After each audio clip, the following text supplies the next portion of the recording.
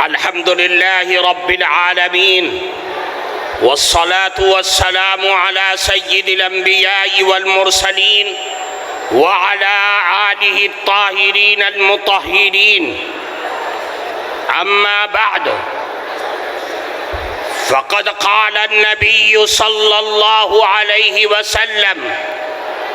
يوشك أن يأتي على الناس زمان لا يبقى من الإسلام إلا اسمه ولا يبقى من القرآن إلا رسمه، مساجدهم عامرة وهي خراب من الهدى، أو كما قال رسول الله صلى الله عليه وسلم. محترم صدر جلسہ، حضرات علماء کرام اور دور دراز سے آئے ہوئے ہمارے محترم بزرگوں، جمعیت علماء کے کارکنان اور خدام اور اس سے محبت اور تعلق رکھنے والے میرے عزیز دوستو، آج کا یہ صوبائی اجلاس جمعیت علماء بہار کا، جس میں اصلاح معاشرہ کے سلسلے میں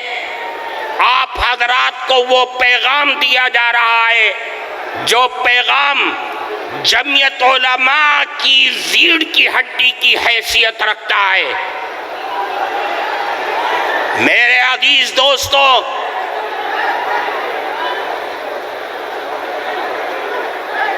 اصلاح معاشرے کا تعلق مسلمانوں کی زندگی سے وابستہ ہے،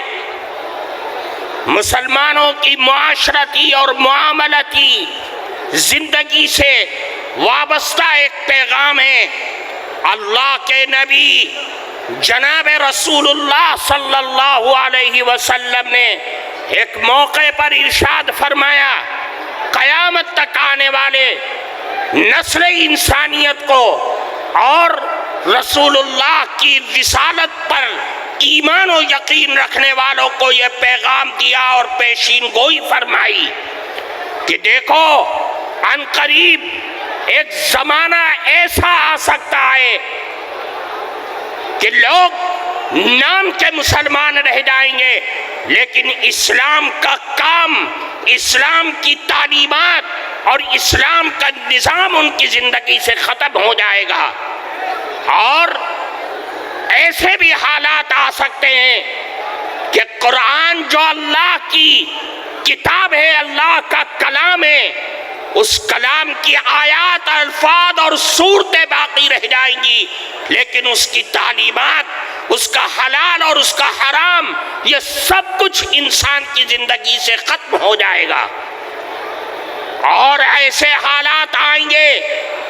کہ مسجدیں بڑی عالی شان ہوں گی، لیکن وہ مسجدیں ہدایت سے خالی ہوں گی، نمازیوں سے خالی ہوں گی. اور اگر نمازی ہوں گے تو اس نمازیوں کے دل اور دماغ دنیا میں لٹکے ہوں گے. اللہ کے سامنے خشوع اور خضوع کے ساتھ عبادت کرنے والے لوگ دنیا سے ختم ہو جائیں گے. میرے بھائیوں، میں آج اصلاح معاشرہ کے نام پر یہ پیغام جناب رسول اللہ صلی اللہ علیہ وسلم کا آپ کو دے کر کے یہ بتلانا چاہتا ہوں کہ اللہ کے نبی نے فرمایا کہ دیکھو، ایسے حالات مت پیدا ہونے دینا، ایسے حالات کو جنم ہونے مت دینا کہ آپ کے درمیان سے اسلام کی تعلیم ختم ہو جائے، قرآن کے الفاظ باقی رہ جائیں اور اس کی تعلیمات تمہاری زندگیوں سے ختم ہو جائے. یاد رکھو، آج جن حالات میں ہم جی رہے ہیں، جن حالات میں ہم سانس لے رہے ہیں، دنیا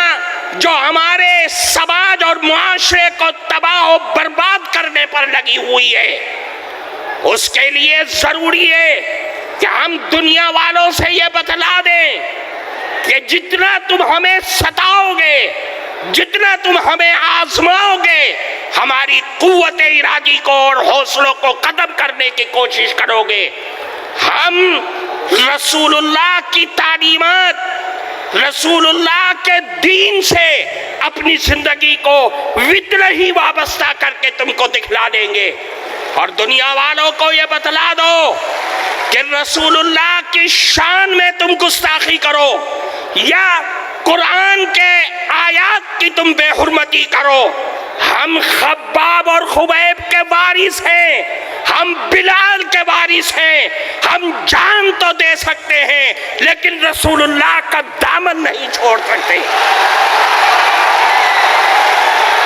اپنی اولادوں کو بتلا دو کہ ہم سمیہ کے ظلم و ستم کو جانتے ہیں، اس نے اپنی جان دے دی کفار مکہ کی برسوں کی نوک پر، ہم سب کچھ جانتے ہیں، ہم اس سمیہ کے وارث ہیں جو جان تو دے دیں گے لیکن رسول اللہ کی تعلیم کو اپنی زندگی سے ختم نہیں ہونے دیں گے۔ اور تم کیچڑ اچھالو، اللہ کی کتاب پر کیچڑ اچھالو، رسول اللہ کی ذات پر کیچڑ اچھالو، یاد رکھو میرے آقا چاند اور سورج ہیں، تم تھوکو گے چاند پر تو تمہارا ہی منہ کالا ہوگا۔ میرے عزیز دوستو،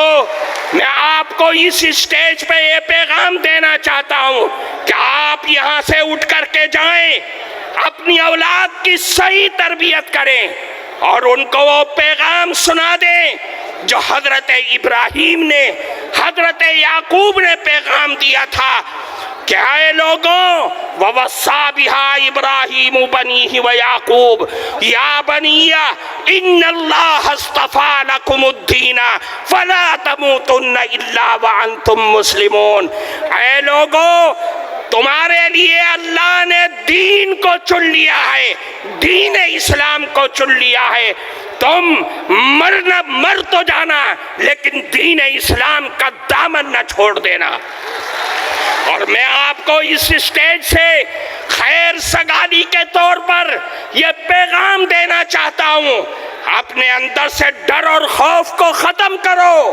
اور یاد رکھو مسلمان کے دونوں ہاتھوں میں لڈو ہے، وہ جیے گا دین اسلام کے ساتھ جیے گا تو غازی بن کر کے جیے گا، اور اگر مرے گا دین اسلام پر تو شہید ہو کر کے مرے گا۔ یہ جمعیت علماء کا پیغام ہے، اس لیے میرے بھائیوں آپ یہاں سے جائیں،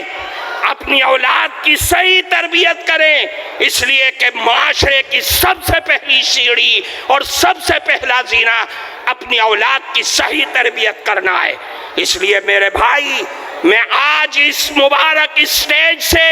اس مبارک خداموں کے سامنے